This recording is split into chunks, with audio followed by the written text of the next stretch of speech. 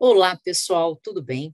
Hoje nós vamos falar sobre o princípio da não cumulatividade, que voltou muito forte no debate em razão da vedação veiculada por medida provisória da inclusão do ICMS para fins de apuração de crédito de PIS e COFINS, né? Como uma espécie de medida compensatória à vitória que o contribuinte obteve no tema 69 junto ao STF. Então é importante só a gente revisitar as premissas básicas da não cumulatividade, porque ela se apresenta de forma diversa de acordo com os tributos para os quais ela é utilizada.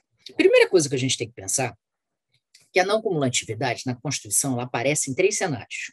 Se você vai lá no artigo 153, parágrafo 3º, inciso 2, que versa sobre a não cumulatividade do IPI, vai estar dito, será não cumulativo em função da essencialidade dos produtos do IPI. Se você vai para o artigo 155, parágrafo 2º, inciso 1, está lá dito para o ICMS que ele será não cumulativo, compensando-se o montante devido nas operações posteriores com que foi pago nas anteriores. E se você for no artigo 195, parágrafo 12, que se trata especificamente das contribuições para a Seguridade Social, você verá que está dito lá que a lei definirá os setores de atividade econômica para os quais as contribuições incidentes, na forma dos incisos 1b, basicamente aqui ela está se referindo a COFINS, né? E 4, que é o PIS e COFINS importação, serão não cumulativos. Então, veja que o que é interessante. Enquanto que para o IPI e para o ICMS está muito claro a não cumulatividade, no PIS e da COFINS, essa não cumulatividade ela é entregue para uma definição legal. Ok? Bom, vamos começar do básico. O que é a não cumulatividade? A não cumulatividade ela funciona como uma espécie de técnica de tributação. Por quê? Ela não tem um conteúdo próprio. A lógica dela é evitar que a carga tributária, principalmente na cadeia, numa cadeia longa, muito característica de diversos tipos de cadeia de consumo, você não arraste esse valor do tributo ao longo dos elos da cadeia, de modo a que esse produto não chegue tão caro ao consumidor final. Então, a lógica da não cumulatividade é você tentar concentrar a tributação em cada parte da cadeia, ao invés de carregar, arrastar e acumular essa tributação até chegar ao consumidor final, tornando o produto mais caro, né? Bom, é claro que, por ela ter este objetivo, a não cumulatividade ela vai se amoldar, ou seja, como é que vai ser a sistemática não cumulativa? Não existe uma sistemática não cumulativa de per se. Por quê? Porque ela vai se amoldar ao tipo de tributo ao qual ela está vinculada. Então, se a gente analisa o IPI, qual é o racional do IPI? O racional do IPI é tributar o quê? A industrialização. Então, se eu penso em não cumulatividade no IPI, vai estar muito ligada à apuração dos créditos ao quê? A produção industrial. Por isso que a gente visualiza no IPI a lógica de um crédito físico. Por quê? Porque é a industrialização. Então, tudo aquilo que é utilizado para produção e que integra ou é consumido no processo produtivo, a priori, geraria o crédito para IPI.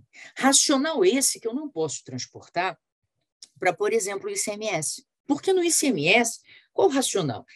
Não é só a questão de integrar fisicamente o produto, é a questão de fazer a circulação dele.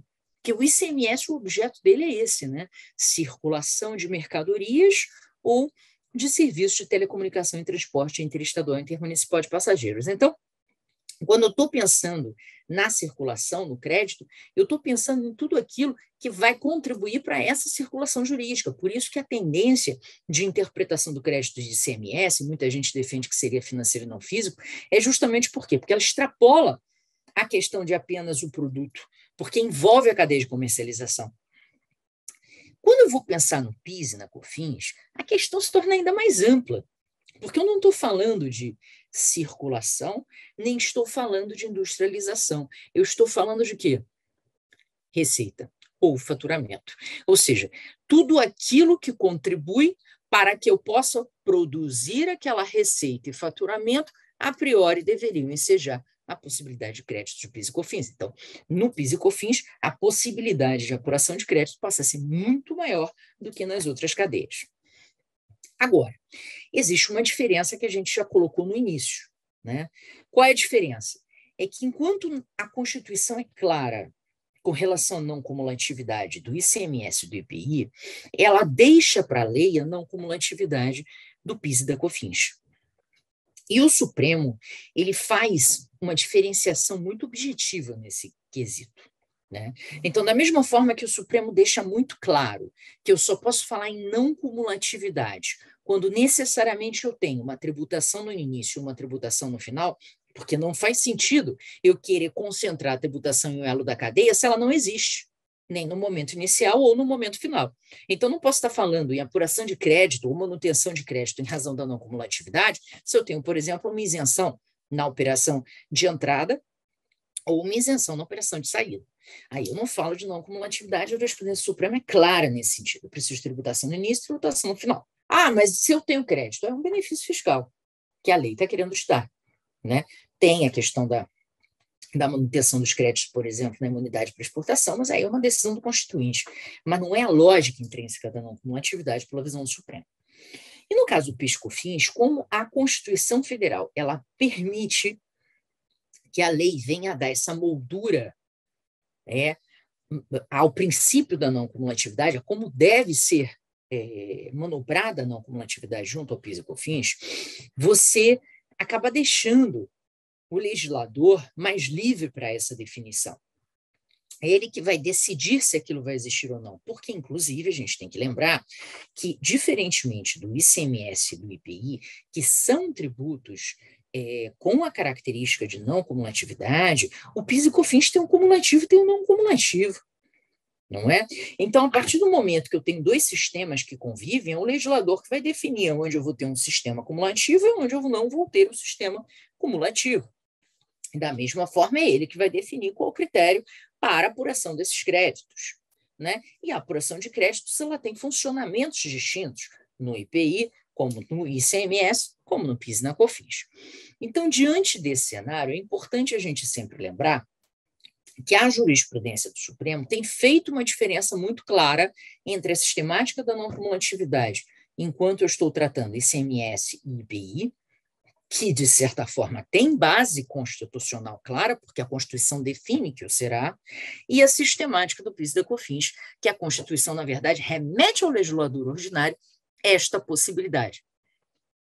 Então, isso já traz uma diferenciação intrínseca e você dizer, bom, se o legislador ele veda, por exemplo, a possibilidade de apuração de crédito em uma determinada situação, de acordo com a jurisprudência do Supremo, a priori, no PIS e COFINS, isso seria possível, tranquilamente, porque foi delegado ao legislador ordinário.